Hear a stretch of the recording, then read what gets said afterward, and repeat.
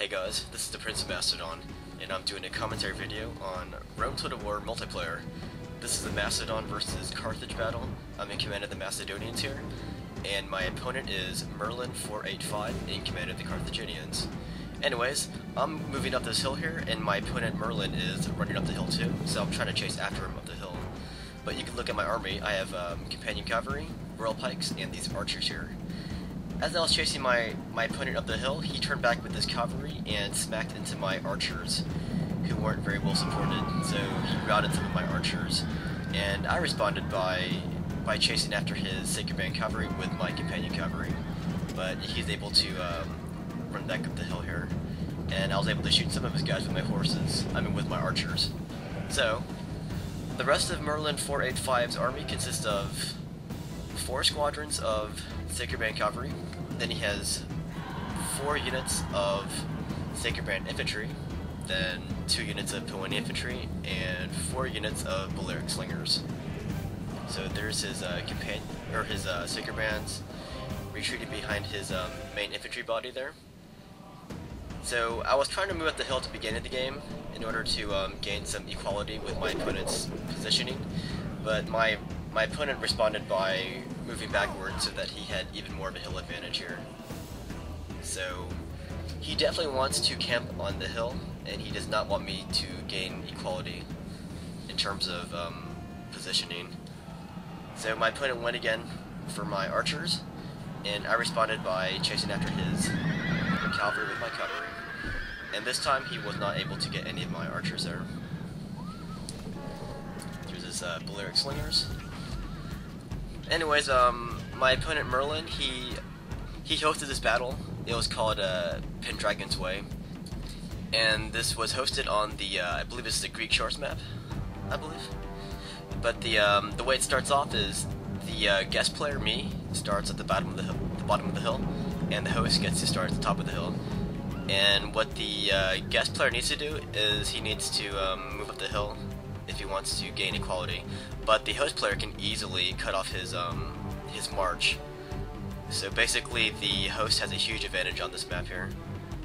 As you can see right here, I see a little gap in my opponent's positioning, so I'm trying to rush some of my troops into that gap here in order to readdress the hill disadvantage that I have. But my opponent responds by throwing his Peony infantry into that gap. So he has temporarily denied me the ground that I was looking for my troops. And even though the royal pikes are superior to the Peony infantry, because of the hill advantage, his Peony can easily defeat my royal pikes. So that's why it sucks when your opponent decides to hill camp. But anyways, I have my opponent distracted on this side of the map here. And on the other side of the map, I'm moving up the other half of my troops this way with the support of all my cavalry. So because my opponent was so intent on maintaining his hill advantage here, he neglected to look at what was happening on the other side of the map here. So he's trying to race his Sacred Band Cavalry to meet my companions, and now my companions have the hill advantage. So I can easily destroy the Sacred Band Cavalry now. And just like that, I was able to readdress the positional disadvantage that I originally started with, and now I can have the hill advantage. Or at least with half of my army. The other half of my army is stuck fighting his Peony and Sacred Bands from the hill disadvantage. But at least I can beat him with my other half. And with all that movement going on, my opponent didn't notice that his Sacred Bands got sandwiched by my royal pikes there. And now I'm taking my companions who beat his Sacred Band Cavalry, and now I'm destroying his Balearic Slingers. And you can see some of those arrows being launched. Those are my Macedonian archers attacking his Balearics. So he's moving his Peony infantry to chase after my cavalry, and I'm just going to sidestep his Peony and his Sacred Bands here. But if I stay in that fight, his spears are going to easily mutilate my horses, so I'm trying to retreat my horses away from there. And here's the other half of my army. This is my holding force, and they are getting pummeled by my opponent because they are fighting from a hill disadvantage here. But they are going to stick with it and keep my opponent pinned down. over here I was able to flank my opponent's general unit here. So I'm able to knock down some of his Sacred Band hoplites. And there's his general. But now my opponent's going to retreat up the hill. Because he sees what's going on. He sees that I have put half of my rail pikes above his guys, so now that I have the hill advantage here, and that scares him. Alright, so there's this Poeni, and I will definitely accept battle on these terms here.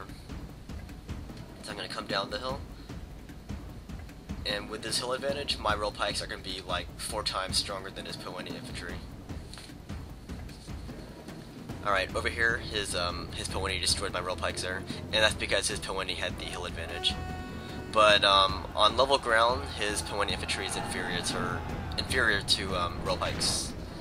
But because of the hill advantage, it wasn't the case. Alright, here he took his successful Poeni, and he's going to outflank my rail pikes, kind of like a hammer and anvil strike with Poeni and Sacred Bands. But his Poeni infantry right there, they are getting destroyed by my rail pikes, because there I have the hill advantage here.